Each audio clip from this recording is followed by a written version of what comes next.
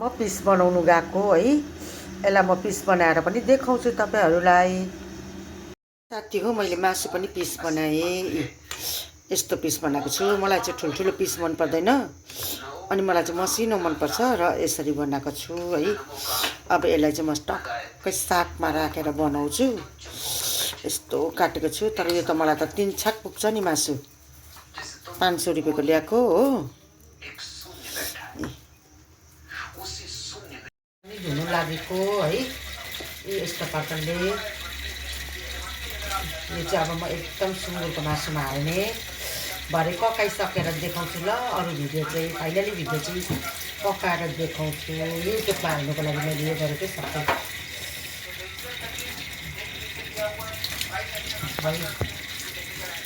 Mustard ओइलमा बनाउँछु यी सुँगुरको मासु चाहिँ हो। एउटै हातले सबै गर्नुपर्छ आफैले नै। अन्त त्यसले गर्दाखेरि हात दुखेको हात पनि यही उचाल्नुपर्छ हो। बोलाकै हो। अब म यसमा प्याज हाल्छु हो। प्याजलाई चाहिँ हल्का भुट्नुपर्छ।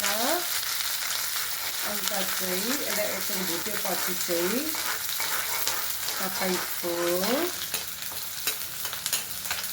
यो भुट्दै जानुपर्छ। यो अलिक ब्राउन ब्राउन भएपछि चाहिँ सुँगुरको मासु रेडी छ मेरो। यो हाल्छु हो। तेल चाहिँ अलिक कम्ती कम्ती हालेको, किनभनेदेखि चाहिँ सुँगुरको मासुमा अलरेडी तेल हुन्छ। त्यही कारणले चाहिँ मैले यसरी बनाएको। मलाई चाहिँ यो कालो कराईमा पकाएको चाहिँ टेस्टी लाग्छ।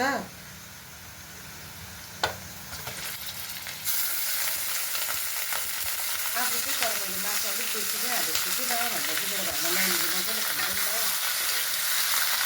हामीलाई चाहिँ मासु बेसी हुन्छ, अलिक भोलिमा पनि त्यस्तो।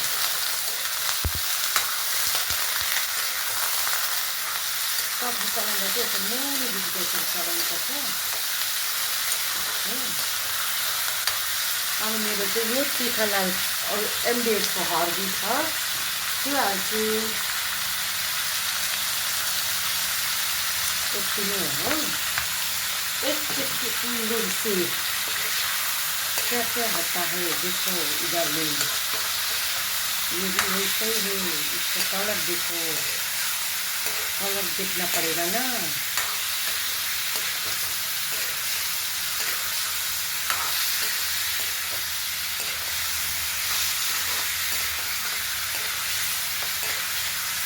अब एकछिन राखिदिन्छ।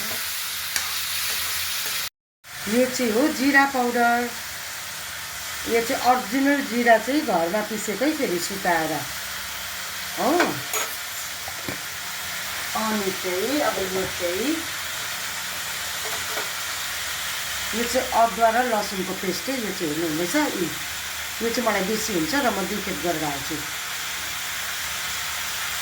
हो, किनभने मैले गिरेबी खाएको होइन नि त। गिरेबी बनाएको होइन कि,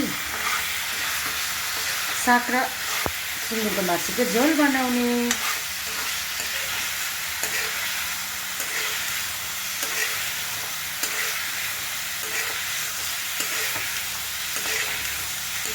अब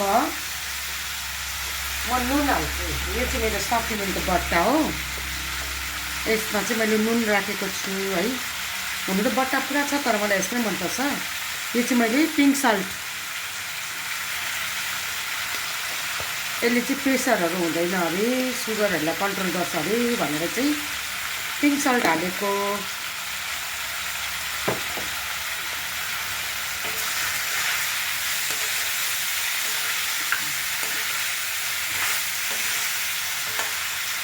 अब यो देख्नु हुँदैछ नि, यो चाहिँ एउटा र आधी रमभेडा हो कि। अब यो रमभेडा हाल्यो भने चाहिँ मासु चाहिँ ओभरै टेस्टी हुन्छ, भेरी भेरी टेस्टी हो। अब यो चाहिँ यसो गरेर यहाँ राख्नुपर्छ। अन्त चाहिँ अब चाहिँ रमभेडा चलाउनुपर्छ।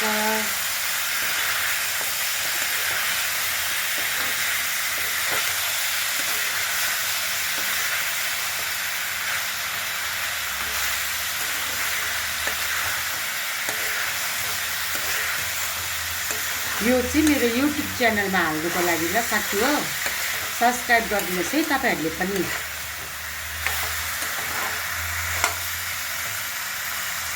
अब चाहिँ म के हाल्छु भन्नुहोस् त, कलरको लागि चाहिँ अलिकति तिखालाई हाल्छु, बेसी हाल्दिनँ किनभने मेरोमा टिम्बुरको अचार छ पिसेको।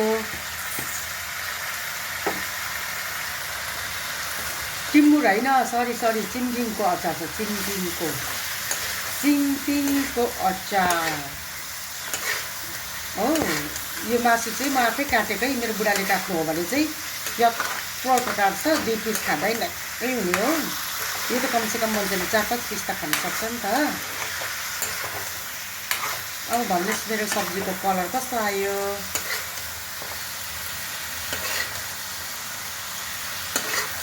रामभेडा पनि चलाउँदै पाक्यो हो। अब यसलाई एकछिन भुटेर पकाउनुपर्छ। अनि चाहिँ माथिबाट साग हाल्ने बेलामा देखाउँछु ल फेरि। लु है साथी हो, मेरो सुँगुरको मासु चाहिँ अलरेडी पाकिसक्यो। अब म यसमा साग हाल्नु जाँदैछु। पक्रिनु त छिरिङ, एकखेप चलाउँ न है। यस्तो दामी पाकेको छ कि यत्तिकै भुटेको खाने थिएँ नि, के गर्नु, तर नुन हालेको छु भक्कु हो। सागको लागि पनि हालेको छु नि त, त्यसले गर्दाखेरि चाहिँ अब यत्तिकै खानु सक्दिनँ म। भक्कुदेखि खान्छु र म, त्यो 2 त खान्छु, यो एउटा हर्दिनँ मेरो। अब म साग हाल्नु जाने गरेको। साग चाहिँ यस्तो छ, हेर्नु हुँदैछ, साग चाहिँ यसरी हाल्नुपर्छ हो। अब यसलाई कम्ती हाल्दै चलाउँदै जानु पऱ्यो नि हो।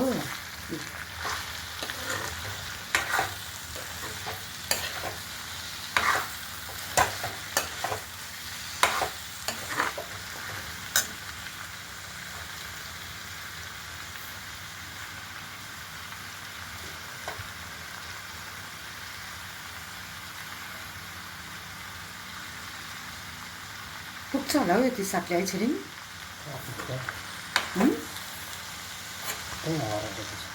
यति सबै हराउँछ हौ, हराउँदैन।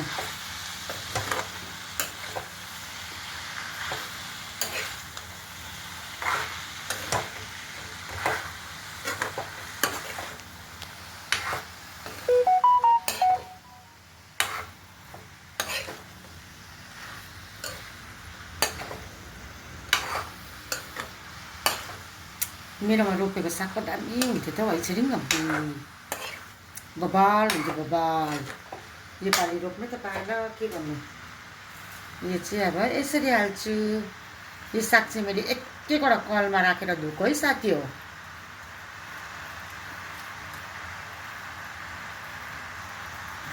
अब यसलाई एकछिन छोप्नुपर्छ। मैले किन पानी नहालेको भन्दा चाहिँ म चाहिँ सुक्खा खाइदिउँ भन्ने विचार गरेको कि फेरि छिरिङले चाहिँ झोल हालेको खुवाउँ न भन्दैछ हो। अब के गर्नु, झोल पनि हाल्नै पर्छ।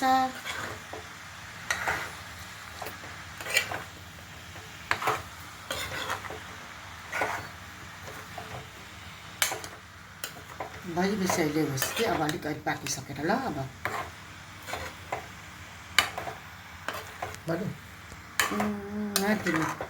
साथीभाइ हो, मेरो त सब्जी त पाक्यो हो, यसरी पाक्यो। अब चाहिँ यसमा म के गर्नु जाँदैछु भन्दादेखि चाहिँ रस लाउने ल।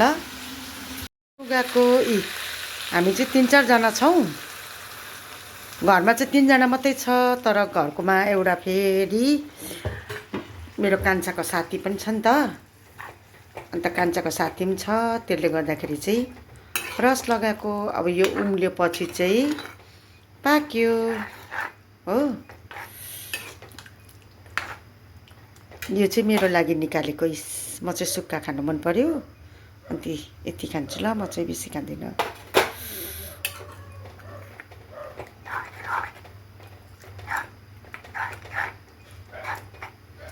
अब रस चाहिँ फेरि अलिकति हाल्दा हुँदैन, अलिकति हाल्नै पर्छ हो। किनभने मासुभन्दा बेसी चाहिँ रसै राम्रो हुन्छ नि त हो।